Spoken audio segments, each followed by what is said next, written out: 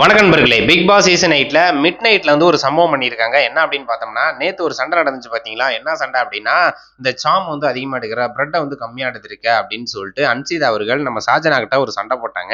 இது வந்து பார்த்துட்டீங்கன்னா 2 வாரத்துக்கு முன்னாடியே ஒரு அந்த சம்மந்தி சண்டை அப்படின்னு சொல்லிட்டு வந்துச்சு. அப்பயும் வந்து பார்த்துட்டீங்கன்னா, அன்சிதா அவர்கள் வந்து பார்த்தீங்கன்னா ஷாஜனா கிட்ட மிகப்பெரிய அளவுல அந்த சண்டைய கொண்டு போனாங்க. சாதாரண சம்மந்தி சண்டைய வந்து பார்த்துட்டீங்கன்னா, கடைசியா பிக் பாஸ்ல சனிக்கிழமை வந்து விஜய் சேதுபதி பேசுறாப்புல ஆயிருச்சு. அது போன வீக்லாம் வந்து பார்த்தீங்கன்னா, அப்பா மகள் அந்த பாசம் வந்து ரொம்ப ஓவரா இருந்துச்சு.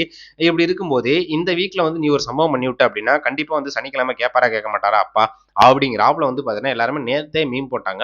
அதுக்கு தகுந்தாப்புல மிட் நைட்லயே வந்து பாத்தீங்கன்னா அழுதுருக்காங்க.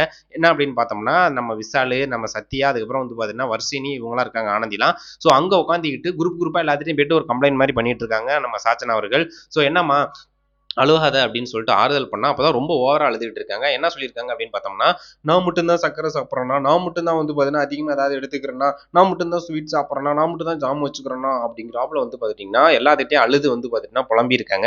இதுக்கும் அது வந்து நான் எடுக்க போறப்ப நான் வந்து எனக்கு பிடிச்சதெல்லாம் எதுவுமே எடுக்கவே இல்லை. அப்படி இருந்து அன்சிதா வந்து இந்த மாதிரி என்கிட்ட பிரச்சனை பண்றாங்க அப்படின்னு சொல்லிட்டு அங்க உள்ளவங்கட்டலாம் ரொம்பவே சொல்லி அழுதுருக்காங்க. இதுக்கெல்லாம் வந்து பார்த்தீங்கன்னா அவங்க ஆறுதல் படுத்தும் போது அவங்க வந்து சுத்தமா கேட்கல. அவங்க வந்து சரி சைலண்டா இருமா, அழுகாதமா, ஃபீல் பண்ணாத அப்படின்னு சொல்லும்போது ஓவரா ஃபீல் பண்ணி ஓவரா அழுகைய விட்டு கண்டு தண்ணியில ஏகப்பட்டதை கொட்ட வச்சிருக்காங்க. இப்படி இருக்கும்போது சோசியல் மீடியால மீம்ஸ்லாம் இப்போ தெருக்கி விட்டுட்டு இருக்காங்க. நீ அழுகாத, உங்க அப்பா வந்து ரெடி ஆயிட்டாரு, பைக் எல்லாம் கிளப்பிட்டாரு, ஒண்ணுமே இல்லை, அந்த மீமை மட்டும் பாருங்க.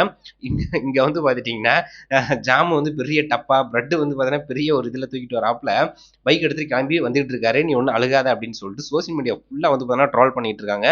அது அப்பா கிளம்பிட்டாரு, ஜாமு, பன்னு, சர்க்கரை, உனக்கு தேவையான அனைத்து விதமான ஐட்டத்தையும் எடுத்துட்டு கிளம்பிட்டார், நீ ஒன்றும் அழுகாதமா அப்படின்னு சொல்லிட்டு இங்க மீம்ஸை வெளியில தெறிக்க விட்டுட்டு இருக்காங்க.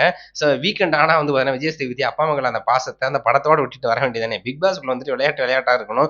நீங்க வந்து பார்த்தீங்கன்னா மகளுக்கே பெரிய அளவில் சப்போர்ட் பண்றீங்க அப்படிங்கிற ஆப்ல வந்து பார்த்துட்டீங்கன்னா இப்போ சோசியல் மீடியால ஃபுல்லா போயிட்டு இருக்கு.